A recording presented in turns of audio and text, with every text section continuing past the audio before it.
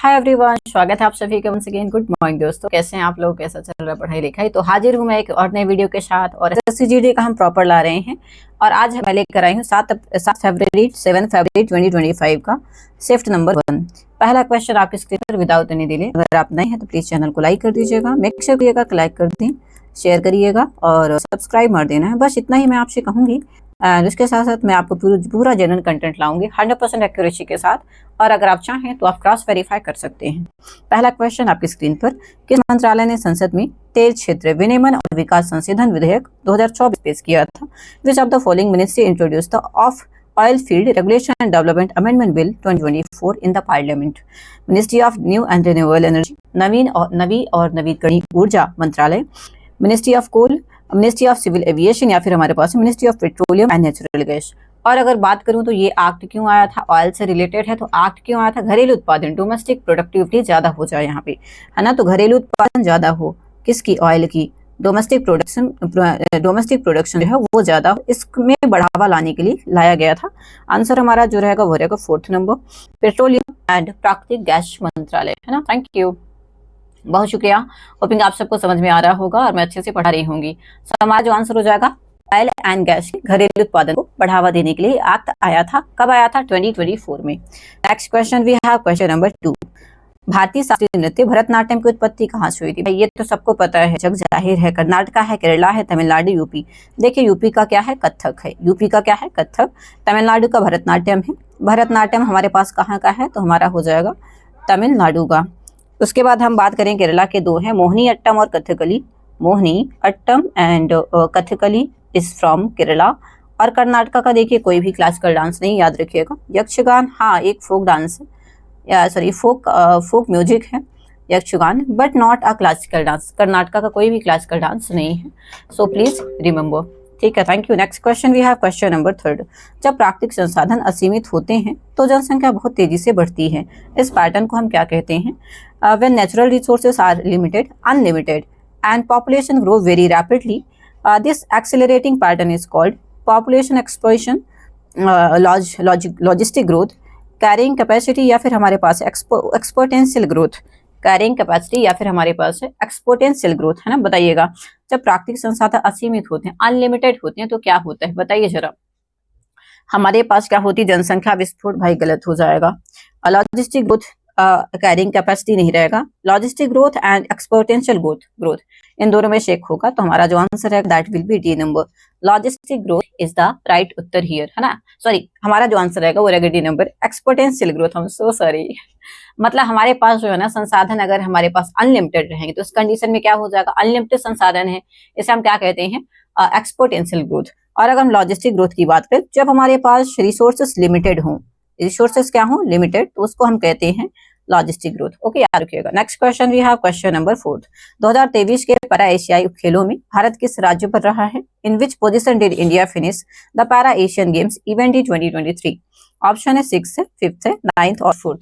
सारे लोग बताएंगे। अब अगर हम बात करें ना, भारत ने टोटल कितने यहाँ पे मेडल जीते थे, तो 111, है ना। 111 याद रखिएगा, मेडल 111 जीते थे। टोटल मेडल जो जीता था वो 111 जीता था इंडिया ने। और अगर बात करें चाइना कितने नंबर पे था, चाइना पहले नंबर पे चाइना था, चाइना फर्स्ट नंबर पे था। आंसर हमारा बताएं सारे लोग, थैंक यू सो मच। तो हमारा जो आंसर हो जाएगा भाई वो क्या रहेगा, बताइए बताइए बताइए। 5th नंबर, 5th रैंक हासिल करी थी। आंसर हमारा 2nd हो जाएगा। 5वीं रैंक हासिल करी थी इंडिया ने पैरा ओलंपिक्स 2023 के गेम्स में। नेक्स्ट क्वेश्चन है, उत्तरी भारत में प्रारंभिक लौह युग की बस्तियों की पहचान कौन सा विशिष्ट पॉटरी बना? विच characteristics pottery became a hallmark of early Iron Age settlement in northern India?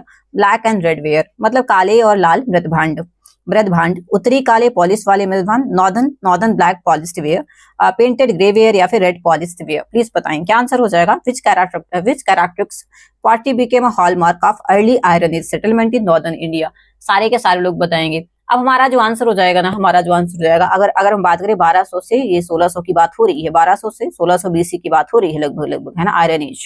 याद रखिएगा हमारा जो आंसर हो जाएगा वो क्या रहेगा, तो आंसर जो रहेगा वो रहेगा क्या बोलते हैं, पेंटेड ग्रेवियर, PGW, है ना। PGW short form PGW, sorry हाँ PGW सही है, PGW। ये हमारा क्या है, चित्रित धूसर मृदभांड है। ये 1200 से 1600 की बात हो रही है। Answer number see here.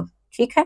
अच्छा ये बताइएगा, सारे लोग बताइएगा, हमारे पास जो है नॉर्दर्न ब्लैक पॉलिश्ड वेयर जो है ये किस कालिक से है?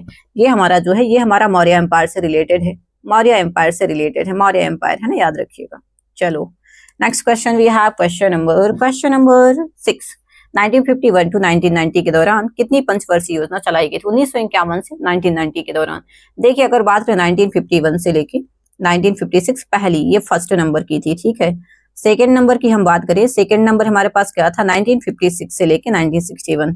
थर्ड नंबर की बात करें हमारे पास 1961 से लेके ये हमारी खत्म हो जानी थी 66 तक, बट ये बीच में क्या हुआ हमारे पास, इंडो चाइना वॉर हो गया। तीसरे नंबर की जो हमारे पास थी इंडो चाइना वॉर हुआ 1962 में। इंडो पाकिस्तान वॉर हुआ, सॉरी 61 हाँ इसी में है, इंडो पाकिस्तान वॉर हुआ पाकिस्तान, तो 1964-65 में हुआ। उसके बाद हमारे पास क्या था, फिर फेमाइन आ गया, अकाल पड़ गया, तो यहाँ पे 3 था, ये खत्म हो गया। उसके बाद एक हमारा 1967, 1968 और 68 और 1969, ये 3 साल से अलग अलग आई पंचवर्षीय योजना, यहाँ पे थोड़ा डिले कर दिया गया था।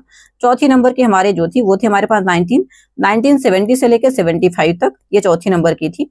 और 5वें नंबर की जो थी हमारे पास 75 से लेके ये 78 तक चली थी। क्यों चली थी? क्योंकि यहाँ पे फिर मोरारजी देसाई सरकार आ गई थी, 2 साल का ब्रेक हो गया था, और फिर उसके बाद 2 साल में यहाँ पे रोलिंग प्लान चला था। उसके बाद हम 1980 से लेके हमारे पास 85 तक रही। ये हमारी कौन सी होगी, चौथी, पांचवी, ये छठी हो गई, और सातवीं हमारी पंचवर्षीय योजना। तो मतलब हमारा जो टोटल रहेगा 7। मैंने प्रॉपर अच्छे से मेरे ख्याल से बताया है, पूरी योजनाएं मैंने अच्छे से बता दी हैं, है ना। तो देखिए 3 साल का ब्रेक जो हुआ था वो कब हुआ था, तो वो हुआ था मेरे दोस्त 1966 से लेके 1969 तक, एक साल की 3 योजनाएं चलाई गई थी, ठीक है। फिर रोलिंग प्लान जो आया था 1979 से 80 में, मोरारजी देसाई सरकार चेंज हो गई थी, इसलिए खत्म कर दिया गया था। फिर 1980 में अगेन इंदिरा गांधी सरकार आई और दोबारा से फिर हमारा फाइनेंशियल ईयर प्लान चलने लगे, तो 1981 से 85 और 85 से फिर 90, तो हमारे टोटल 7 हुए थे, याद रखिएगा, ठीक है। 7 5 ईयर प्लान सक्सेसफुली हुए थे। आगे बढ़ेंगे। 2018 में छऊ नृत्य के लिए संगीत नाटक अकादमी पुरस्कार किसने जीता था? Who one the Sangeet Natak Akademi award for Chhau dance in 2018? Radha Shridhar ने, स्वरूपा सेन ने, तपन कुमार पटनायक, या फिर पुसुमर्ती रामलिंग शास्त्री? सारे लोग आंसर अच्छा करिएगा, क्वेश्चन बढ़िया है, क्वेश्चन बढ़िया है, 1 नंबर का क्वेश्चन है भाई, क्वेश्चन में कोई खराबी नहीं है, आई मीन बहुत अच्छा क्वेश्चन है। ओह सॉरी, मेरी लैंग्वेज थोड़ा सा ऐसी है। एनीवे चलिए बताइए हमारा क्या आंसर हो जाएगा। तो अब देखिए छऊ की बात करें, छऊ कहाँ पे होता है? छऊ या तो उड़ीसा हो जाएगा, झारखंड हो जाएगा, और एक और बताना है, 3 प्रकार का छऊ होता है ना। तो 3 प्रकार का छऊ होता है, उड़ीसा हो जाएगा, या फिर हमारा झारखंड हो जाएगा, या फिर हमारा कहाँ हो जाएगा, झारखंड या फिर वेस्ट बंगाल, 3 जगह होता है। वेस्ट बंगाल है ना, वेस्ट बंगाल, ठीक है, याद रखिएगा। अब अगर हम बात करें हमारी जो आंसर हो जाएंगी वो रहेगी Swarupa madam, Swarupa Sen ji is the right उत्तर हियर। हमारे जो आंसर हो जाएंगे, सॉरी अरे यार नहीं sorry, I am so sorry, Swarupa नहीं मैडम, स्वरूपा मैडम नहीं, तपन जी है, तपन जी, स्वरूपा नहीं है, तपन जी है। तपन जी तब के क्या हुआ था, इनको संगीत नाटक अकादमी अवार्ड मिला था, तीसरा नंबर है तपन कुमार जी, छऊ डांस के लिए 2018 में इनको मिला था संगीत नाटक अकादमी अवार्ड, ठीक है। आगे बढ़ेंगे, नेक्स्ट क्वेश्चन है क्वेश्चन नंबर 8। हल्दा उत्सव किस राज्य में सेलिब्रेट होता है? In which state is the Halda festival celebrated? Himachal है, यूपी है, एमपी है, या फिर अरुणाचल प्रदेश है? हल्दा की बात करें, अगर देखिए हल्दा की बात करें तो ये जनवरी फरवरी में मनाया जाता है, जनवरी फरवरी में मनाया जाता है ये। और अगर बात करें लाहौल स्पीति में, अब बता दो यार, मेरे ख्याल से आप गलत नहीं होगा, लाहौल स्पीति में मनाया जाता है। हमारा देखो एमपी और यूपी कट हो गया, अब बचा अरुणाचल प्रदेश और हिमाचल प्रदेश। बताओ जरा जल्दी से, फटाफट बता दो। Thank you so much everyone, बहुत शुक्रिया। और लाहौल स्पीति में, चलो आंसर कर दो यार, माघ में मनाया जाता है, याद रखिएगा, माघ में मतलब जनवरी फरवरी में। इसका आंसर मुझे कमेंट सेक्शन में चाहिए, मैंने हिंट पूरी दे दी है, पूरी हिंट मार दी है। आगे बढ़ेंगे, क्वेश्चन नंबर 9। 2011 की जनगणना के अकॉर्डिंग किस राज्य की जनसंख्या सबसे कम है? सबसे कम जनसंख्या कहाँ की है? असम है, मणिपुर है, मिजोरम या फिर त्रिपुरा? और नेगेटिव में गई है भाई, -0.58%। और डिकेट जो था 2001 से लेके 2011, 2001 से लेके 2011 के अकॉर्डिंग, है ना। अब बताएं जरा, सारे लोग बताइएगा। अब हमारा जो आंसर हो जाएगा भाई मिजो हो जाएगा, मिजो सी नंबर हमारा सही उत्तर हो जाएगा। और ये सबसे कम क्या बोलते हैं, सबसे कम जनसंख्या है। लेकिन अगर सबसे कम जनसंख्या वाले राज्य की बात करें तो हमारा क्या हो जाएगा, सिक्किम।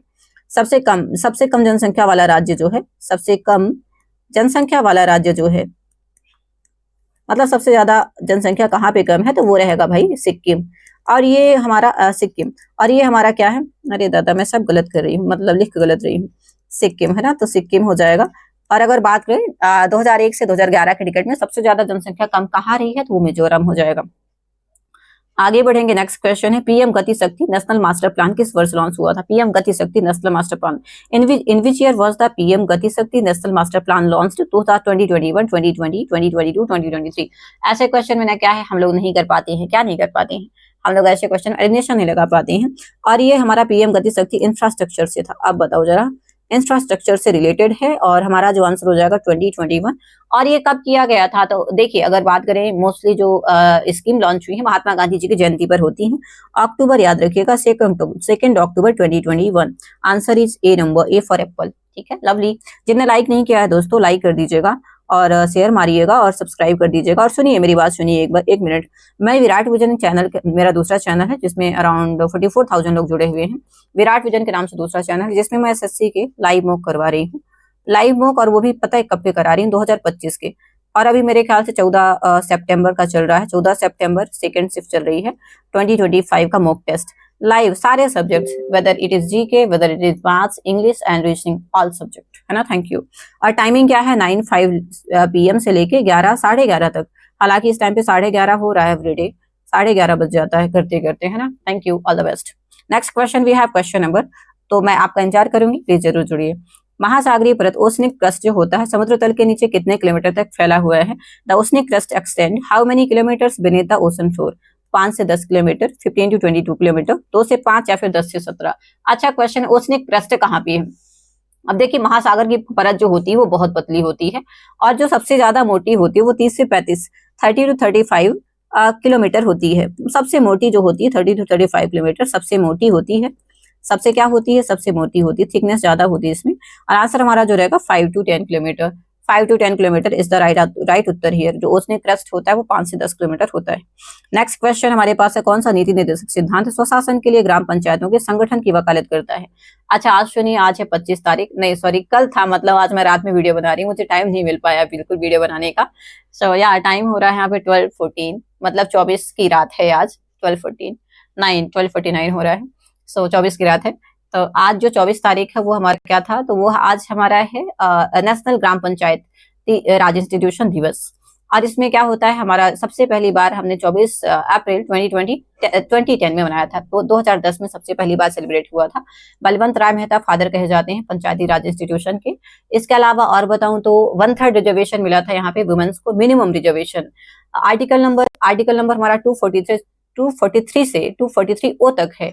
इसके अलावा और बताऊं तो यहाँ पे 243 में वुमेन्स रिजर्वेशन दिया हुआ है। और शेड्यूल नंबर हमारा 11 है और पार्ट नंबर हमारा 9 है। सब्जेक्ट ओरिजिनल कॉन्स्टिट्यूशन में जो ऐड हुआ था वो 29 सब्जेक्ट्स ऐड हुए थे। तो ये कुछ मैंने रफली पॉइंट बता दिए हैं। अब नीति निर्देशक सिद्धांत की बात करें, डीपीएसपी की बात करें, directive principle of state policy, advocate the organisation of village panchayat for self government, article 40, article 44, article 42 या फिर आर्टिकल नंबर 46। प्लीज बताइएगा क्या आंसर हो जाएगा। और देखिए, अगर आर्टिकल नंबर 44 की बात करें तो हमारा ये यूजीसी से रिलेटेड है, समान नागरिक संहिता, यूनिवर्सल सिविल कोड, है ना। आर्टिकल नंबर 46 हमारा SC/ST से रिलेटेड है। अब बताइए क्या आंसर होगा दोस्तों। थैंक यू सो मच, बहुत शुक्रिया। क्या आंसर हो जाएगा बता दीजिए। आर्टिकल नंबर 44 जो हमारे पास है वो यूसीसी से रिलेटेड है, मतलब यूनिवर्सल ग्रांट सिविल है, यूनिवर्सल ग्रांट सिविल है। और यूजीसी समान नागरिक संहिता कोड है, सॉरी। आर्टिकल 40 और article 42, which one is right? चलो बताओ जरा, कमेंट करो, कमेंट करिए please. I really need the comment from you guys. Thank you. Lovely. Next question we have, बहुत शुक्रिया। क्वेश्चन नंबर 13 नहीं बनेगा तो बता दूंगी मैं। 1 अगस्त 2024 को यूपीएससी के अध्यक्ष रूप में किसे अपॉइंट किया गया है? रवि उपाध्याय, मोहन माधवन, मनोज उपमन्यु या फिर प्रीति सूदन? 2024 की बात हो रही है, देखिए 2024 की बात हो रही है ना। तो हमारे जो आंसर हो जाएंगे प्रीति सूदन मैडम है। और इन्होंने किसको रिप्लेस किया था? तो मनोज उपमन्यु जी को, या फिर मनोज सोनी जी को। मनोज उपमन्यु नहीं है, मनोज सोनी जी को रिप्लेस किया था इन्होंने। आंसर हमारी प्रीति सूदन हो जाएंगे, इनको रिप्लेस किया था, sorry. Answer is for Preeti madam. ठीक है, आगे बढ़ेंगे। नेक्स्ट क्वेश्चन हमारे पास अभी 2026 के कौन है ये भी बताते चलो जरा, बताते चलो, देखते हैं आप कितने अपडेटेड हो। नेक्स्ट क्वेश्चन है, वित्तीय वर्ष 2023-24 के केंद्रीय बजट में कितनी प्राथमिकताओं को अपनाया गया था? How many priorities were adopted in the union budget for the financial year 2023-2024। पुराना क्वेश्चन आई नो नहीं आने वाला, but still we have to, हमें पता होना चाहिए, है ना, हमें पता होना चाहिए। और अगर बात करें यहाँ पे 9 है, 5 है, 12 है, 7 है और सप्तर्षि याद रखिएगा, सप्तऋषि, सप्तऋषि, सप्तर्षि या फिर सप्त ऋषि याद रखिएगा। 7 ऋषियों को यहाँ पे अडॉप्ट किया गया था 2023-24 के फाइनेंशियल ईयर में, और फाइनेंशियल ईयर में मेन यहाँ पे जो प्राथमिकताएं थी। आगे बढ़ेंगे कि पहली पंचवर्षीय योजना में किस क्षेत्र को, तो आपको पता है भाई, ये आंख बंद करके भी क्वेश्चन करोगे, एग्रीकल्चर है। इंफ्रास्ट्रक्चर की बात करें तो हमारा ये सेकंड 5 ईयर प्लान था, और सॉरी इंफ्रास्ट्रक्चर नहीं, हैवी इंडस्ट्री हमारा सेकंड 5 ईयर प्लान था। हैवी इंडस्ट्री हमारे पास सेकंड 5 ईयर प्लान था, तो जो कि 5 ईयर प्लान था। पहले की बात करें, हेरोड डोमर मॉडल है, हेरोड डोमर मॉडल है, याद रखिएगा, हेरोड डोमर मॉडल है, एग्रीकल्चर को प्रमोट किया गया था। और यहीं पे हमारे क्या बने थे, क्या बोलते, हीराकुंड है, भाखड़ा नंगल डैम है, 3 डैम बने थे। और तीसरा डैम कौन सा था, हीराकुंड है, भाखड़ा नंगल डैम है, और एक डैम कौन सा बना था, प्लीज बताना मुझे। आगे बढ़ेंगे, नेक्स्ट क्वेश्चन है क्वेश्चन नंबर 16। किसी राज्य की कार्यपालिका स्टेट एग्जीक्यूटिव नहीं माना जाता है, point to be noted my Lord, नहीं नहीं नहीं। Which of the following is not considered a state executive? उच्च न्यायालय के मुख्य न्यायाधीश, chief justice of high court, council of minister, chief minister या फिर गवर्नर। स्टेट एग्जीक्यूटिव में कौन नहीं आता है, कौन नहीं आता है दोस्त।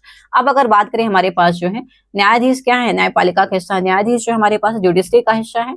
राज्य की बात करें तो ये तीनों आ जाएगा, बट न्यायपालिका नहीं आएंगे। So answer is 1 number is the right उत्तर here. Thank you so much, बहुत शुक्रिया। और सुनिए, महाधिवक्ता जरूर आते, एडवोकेट जनरल भी इसी में आते हैं, स्टेट काउंसिल में एडवोकेट जनरल भी इसी में आते हैं यार, है ना, महाधिवक्ता जिन्हें हम हिंदी में कहते हैं, इसी में आते हैं। तो ये 4 लोग आते हैं, बट हमारे सुप्रीम कोर्ट के हेड नहीं आते, तो ये आते हैं, ये आते हैं, ये आते हैं और ये भी आते हैं। क्वेश्चन नंबर 17, खिलाफत आंदोलन में के समर्थन के लिए 1919 में किस समूह का गठन किया गया था। इंडियन नेशनल कांग्रेस का, खिलाफत कमेटी का, ऑल इंडियन मुस्लिम लीग या फिर हिंदू महासभा। देखिए 1906 में ये वाला गठित हुआ था। आईएनसी कब गठित हुआ, 1875 में गठित हुआ था। खिलाफत कमेटी की बात हो रही है। खिलाफत कमेटी आपको पता है कौन थे, शौकत बंधु थे, है ना, शौकत बंधु थे, या फिर मैं कहूँ ऐसा कि अली भाई थे, है ना। ठीक है, आंसर हमारा क्या हो जाएगा, खिलाफत समिति हो जाएगा, खिलाफत कमेटी हो जाएगा। 1919 में खिलाफत कमेटी, ठीक है। और अली बंधु थे, शौकत अली और अली बंधु या फिर अली ब्रदर्स, शौकत अली, लियाकत अली, याद रखिएगा। अच्छा क्वेश्चन है, शौकत अली एंड लियाकत अली, याद रखिएगा, ठीक है। Thank you. नेक्स्ट क्वेश्चन हमारे पास है, हिंदू महासभा कब बनी थी, बताना जरा। बाकी तो मैंने सब बता दिया, हिंदू महासभा कब बनी थी। Question number second last question है, 18 नंबर। जगजीत सिंह का संबंध संगीत के किस एरिया से था। Jagjit Singh was associated with which field of music. गजल है, शास्त्रीय नृत्य है, पॉप या फिर जैज। देखो पॉप और जैज तो नहीं है, मेरे ख्याल से जगजीत सिंह है, तो ये गजल से रिलेट करेंगे, और इन्हें हम कहते हैं मेरे ख्याल से गजल किंग। हाँ, गजल किंग कहते हैं, सही बात है भाई, गजल किंग के नाम से जाने जाते हैं। Answer 1 number. Okay lovely, please do like कर दीजिएगा दोस्तों, शेयर करिएगा एंड सब्सक्राइब मार देना है। थैंक यू सो मच, ठीक है। आई होप मजा आया होगा। सारे एग्जाम ओरिएंटेड क्वेश्चन है, कोई भी क्वेश्चन एक क्वेश्चन भी बकवास नहीं है। आगे बढ़ेंगे, चलिए अब हमारा आगे chemistry. Which of the following is a correct balanced chemical equation, 2C4H10 + 1 13O2। मतलब इस क्वेश्चन को ना आप लोग आंसर करेंगे, क्योंकि मेरे को इतना अच्छे से नहीं आता है, बट स्टिल मैं आंसर बता देती हूँ। आंसर हमारा सेकंड रहेगा, आंसर नंबर सेकंड रहेगा। 2C4H10 + 13O2 = 4CO2 + 10H2O, ठीक है। तो ये हमारा 10H2O वाला आंसर हो जाएगा, क्योंकि यहाँ पे देखिए 10H2O सब में था। अब ऑप्शन हमारे पास था 8CO2 और 8CO2, और उसके बाद हमारे पास सब में 2 है। तो आंसर जो रहेगा दैट विल बी हमारा क्या रहेगा, सॉरी 1 नंबर रहेगा कि बी नंबर, मैंने शायद गलत बता दिया, 1 नंबर रहेगा, ए फॉर एप्पल, ठीक है। आगे बढ़ेंगे, बस लास्ट क्वेश्चन है हमारे पास। लास्ट क्वेश्चन है, 71st senior national basketball championship 2022 का खिताब किसने जीता था। Which team won the men's title in the 71st senior national basketball championship 2022। West Bengal है, गुजरात है, हिमाचल या फिर तमिलनाडु। सारे के सारे लोग बताएंगे। और अगर बात करें यहाँ पे सेमीफाइनल में पंजाब था, सेमीफाइनल में क्या था, पंजाब। सेमीफाइनल में पंजाब था, और जीता कौन था, तो जीता तमिलनाडु था, याद रखिएगा। आंसर नंबर 4, ठीक है। नेशनल बास्केटबॉल चैंपियनशिप की बात हो रही है, ओके। तो बस यहाँ पे आज का सेशन हमारा ओवर होता है। आई होप आपको पसंद आया होगा, और इसके साथ ही मजा आया होगा। और बस आपने लाइक कर दिया होगा, शेयर कर दिया होगा, सब्सक्राइब कर दिया होगा। एवरीडे मैं आती हूँ सुबह 8:05 में, तो मेरे साथ जुड़ना ना भूलें।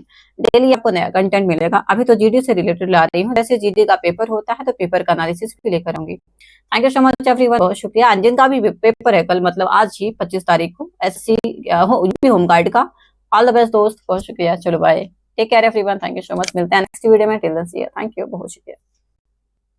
आई wish everyone a very good luck, thank you, all the best.